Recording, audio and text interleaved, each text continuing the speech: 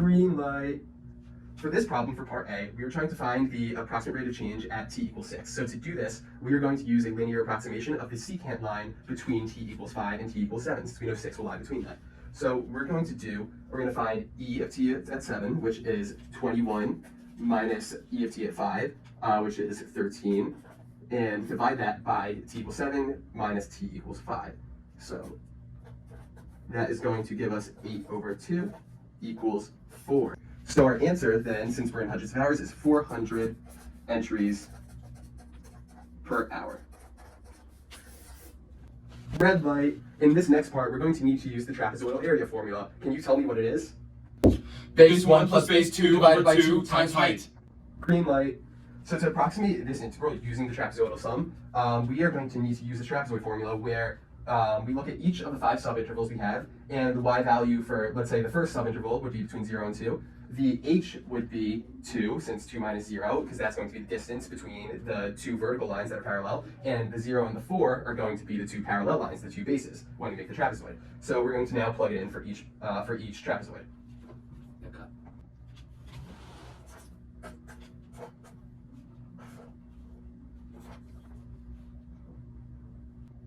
So the inside of the brackets now represents the approximation of the integral part of this, 10 times the 1/8, and if you plug that all into your calculator, you get 10.688. And that is in hundreds of entries. So then for the second part of this problem, we have to talk about what this function here represents. And this is actually, if you look closely, this is following the formula for the average value of a function. So because of that, this means that the 1/8 integral from 0 to 8 of e of t means the average number of entries in the box at any point over the interval t equals 0 and t equals 8. So anytime after noon until 8, that it is the number of average entries in the box. So if we want to know now how many remaining entries there are at midnight after some were being processed, we first look at the initial that we had at 8 p.m., which we can see was 23 entries, or 2,300 entries, really. But then processed is going to be the integral from 8 to 12, so that's going to of p of t, which is now, this is going to give us the number of entries that were processed between that time, since if we take the integral of the rate of entries being processed, it'll give us the number of entries that were processed. So to do this in our calculator, we're going to do 23 minus, and then to get the integral, math 9 from 8 to 12, and then we type in the p of t function, x cubed, just use x instead of t, minus 30x squared, plus 298x minus 976, and then make sure you put in dx now, and that is going to give us 7. So now you can say the answer is 7, remember 100, 700 entries were left remaining. Red light. From the p of t equation that we have, how do we know when the entries are being processed the most quickly? The maximum on the graph. The integral? Zach is eliminated. So now plug p of t into your calculator or your graphing utility.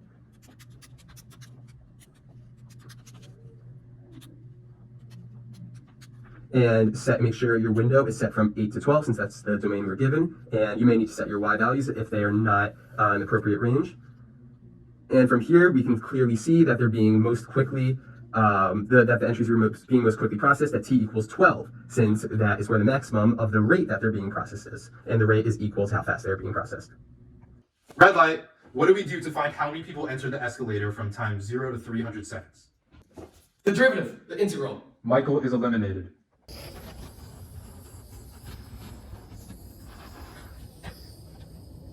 Green light.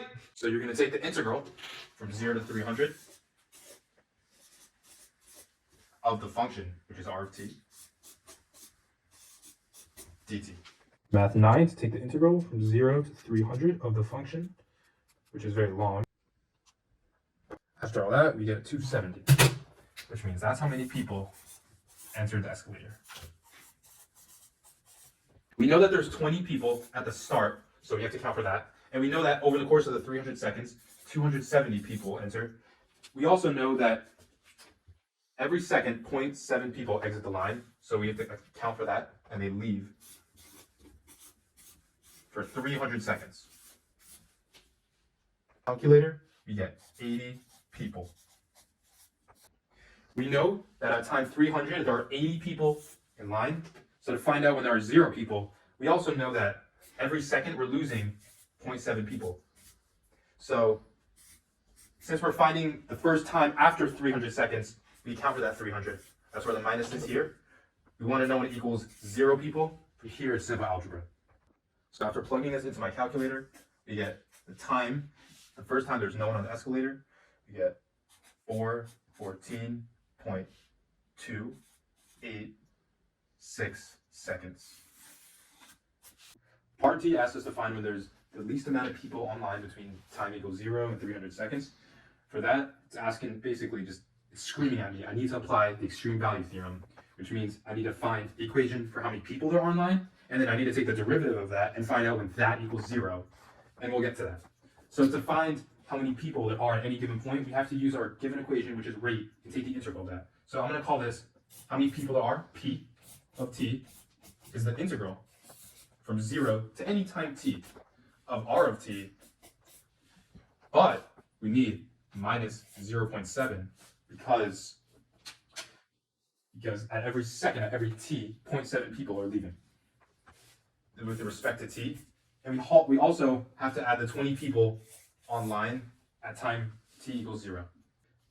The endpoints, or whenever p prime of t equals 0, that's when we'll get our maxes and mins.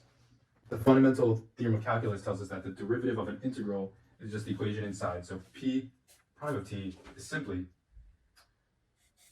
rt minus 0.7. This goes away because the derivative of a constant, say bye-bye. So that's whenever r of t equals 0.7. And now I'm going to use my graphing calculator to tell me whenever that is true. So just as I was saying, this is r of t, this is 0.7, and I'm going to find when they intersect. For that, I need to set my window to the right thing. Here, I set my x equal to 0 as my min and 300 as max. Because I know it needs to intersect at y equals 0.7, I'm just going to set my y minimum to 0 and max to 1. It's pretty straightforward. I'm going to graph now. Easy. Second trace intersects. Give it a second. 33.013, which I have right here. And the other one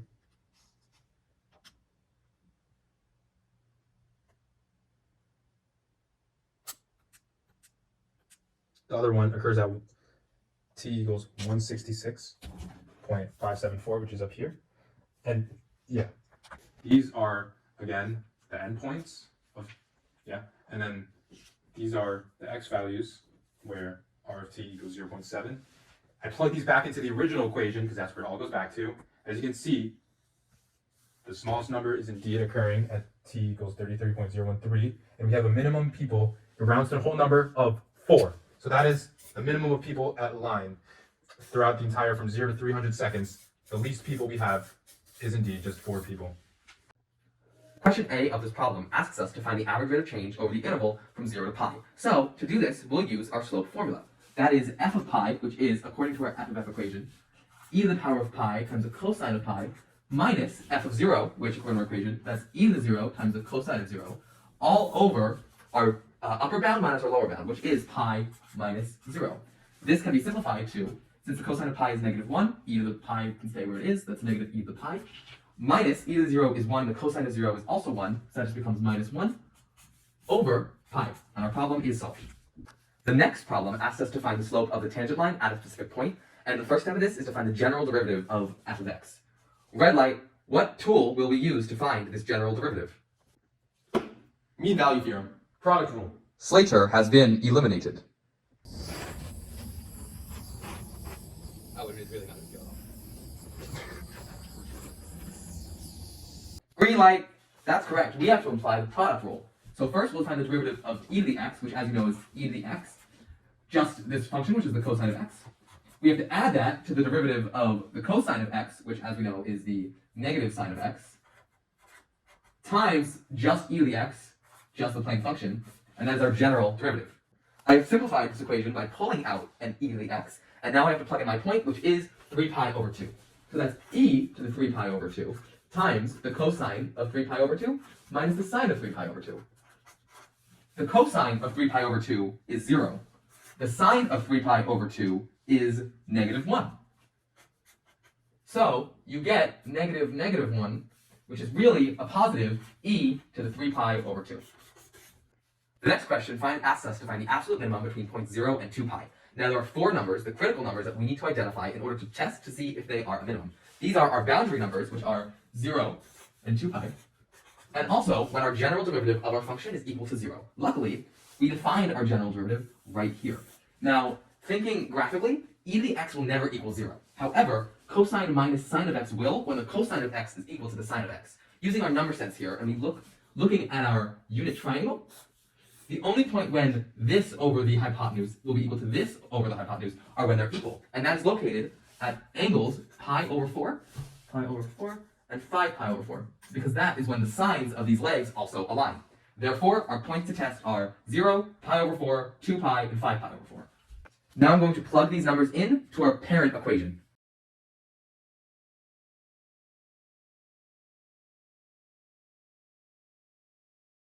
After plugging in all my numbers, I found that my values at each of the critical points are 1, e to the power of pi over 4 times root 2 over 2, negative e to the power of 5 pi over 4 times root 2 over 2, and e to the power of 2 pi. Our absolute minimum out of all of these numbers is clearly negative e to the 5 pi over 4 times root 2 over 2, which is our final answer. Only I can hurt my students. Clever, clever.